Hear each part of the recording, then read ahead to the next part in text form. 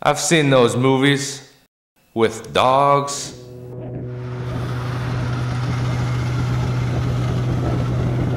So Garrett, where are we? We're at my former place of employment, a gas station I used to work at.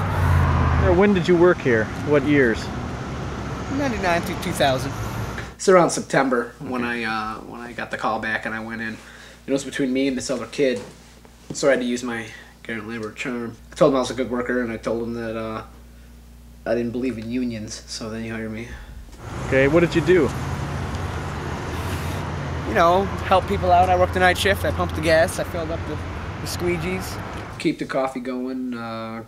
Stock the cooler.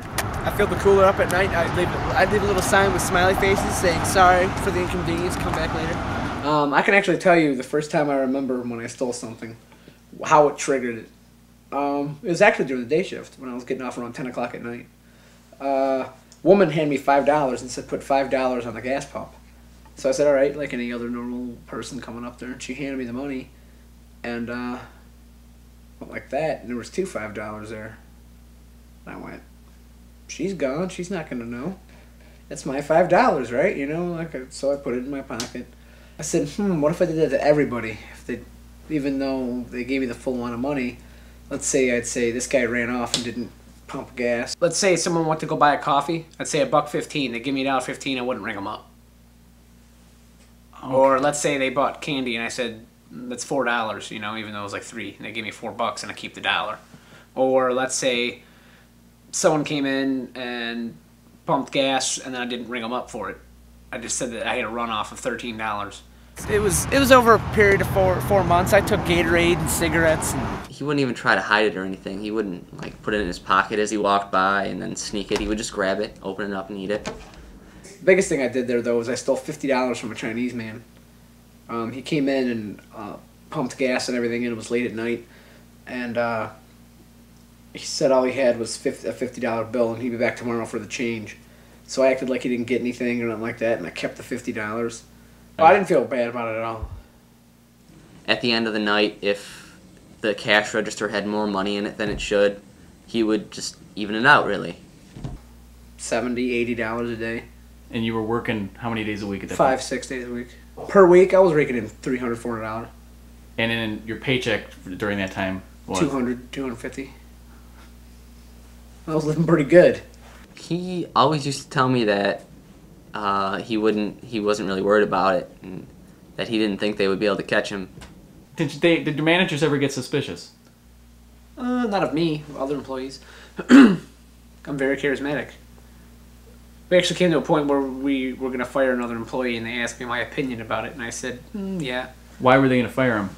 Because they thought she was stealing money from the store, even though it was me.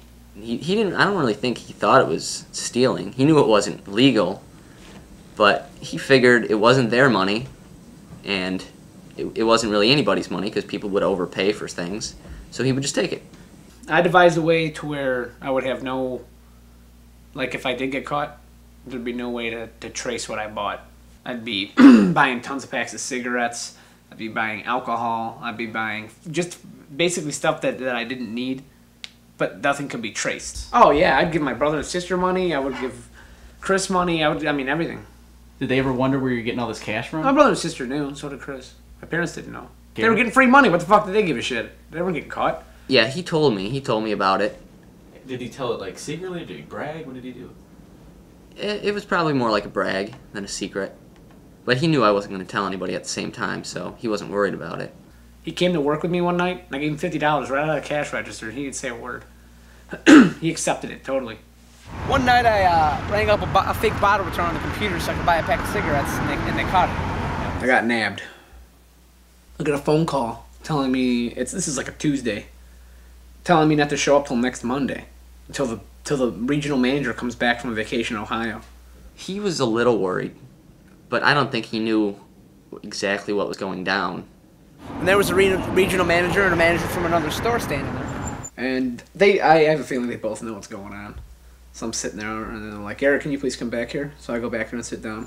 I knew it was going to happen. And as soon as I sit down, first thing out of his mouth is, "Okay, listen, we know you've been stealing." Like, he doesn't want to beat around the bush. He doesn't want to do anything like that. He's just going to come out and he's like, he goes, "Don't lie. And like this, he goes, I'm gonna give you 2 times to answer me, yes or no, were you stealing? And I said, yes, I was, the first time. And he was like, we need you to write down a statement telling you, estimating how much you stole. They say 3,000. I wrote down 900 on the paper, so that's all I had to pay back in the court. Voluntary statement. I, Garrett Lambert, had void sales, skipped pay on store products. My approximated amount of stealing is $950. I have read this statement consisting of 1 page and certify that the facts contained therein are true and correct. Signature, Garrett L. Lambert. You said you stole how much? $950. And they said $3,020 something. But I really think I only stole around $750. At first, I don't think that he knew it was going to be as big as it was, or last as long as it did. So he wasn't really worried about it. I was being charged with embezzlement, which is technically a nice way of stealing from your job. They pick it up and they say, "Is this truthful?" And I said yes, and they're like, "Okay, I'll contact you a later date or whatever." The police officer would, to set me up with a lawyer or something like that. And Chris picked me up. I walked outside, smoked a cigarette, talked with the cop for a few minutes, like bullshitting. I mean, like 2 normal people. So then I left, and Chris came and picked me up, and then 2 days later we were off to New York City. And that was some wild times, man. He was a little worried about that because he was on. They told him to stay in the country, and we traveled through Canada, so he was a little worried about it, but not big enough. He wasn't worried enough to not go. No, I mean, I felt bad the whole time, but I wasn't going to stop. I'm getting free money. You know what I'm saying? Free money's good. I mean, it might have its downside, but still, it's still free money. How did you explain, what did you say to your parents about how you lost the Speedway job? In the first place, I told them that someone might have been stealing, and they decided to fire a couple people. And your parents' reaction? They believed me. Did they ask you if you were the one who stole? Yeah, I lied to their face and said no. Time goes by, you get the job at Little Caesars. Yeah. Tell me about going great. Tell me about Cloud 9, brand new job. Thought everything was going great. One day my mom goes, "Garrett, the police are on the phone." And I was like, "What? Like the police? What are you talking about?" So I went up there and he's like, "Hi, this is Detective so and so investigating the case or whatever, and you have to come down here and talk to." So I went down there and to the police station. Was arrested. I had to get a lawyer. At the time, I was in between things, so I couldn't really afford a lawyer, so they appointed one. They arrest me. They put me through. They take my fingerprints. They ask me if there are any noticeable scars, which one on my hand. They told me I was arrested. They walked me to the courthouse, paid my bail. I would have been in jail if it wasn't for the $1,000 bond that my dad went and got from the ATM. Did you get a lawyer or? Yeah, I got a lawyer. He pleaded my case to the court, and I was charged with embezzlement. Yeah, I pled guilty. I didn't even try to deny it. Misdemeanor under advisement, which means that after a year, if I'm not in any trouble with the law, it gets erased from my record. Over 1,000 is a felony. Below that is a misdemeanor. But he got it down to $999. Yeah. And the judge agreed. Yep. What would have happened had you had to face felony? I would have been thrown in jail for a year because that's the minimum charge. I wouldn't have been I would have been on probation after I got out. Yeah. Bunch of stuff. The judge told me that it was a pretty heinous crime, stealing money and stuff, and I told him I was sorry. I didn't know what I was thinking. I didn't mean it, and I really didn't. I was really sorry after that. I lost my car. I owed $425 to the court. I owed $1,000 back to them. I paid $1,000 bail. I felt like I was sorry because I got caught, basically, like any other rational human being. You're not sorry till you get caught. Yeah, well, I was stealing at Little Caesars. I was stealing money from Little Caesars. But this one was foolproof. And I just basically got what was mine, which I thought was mine.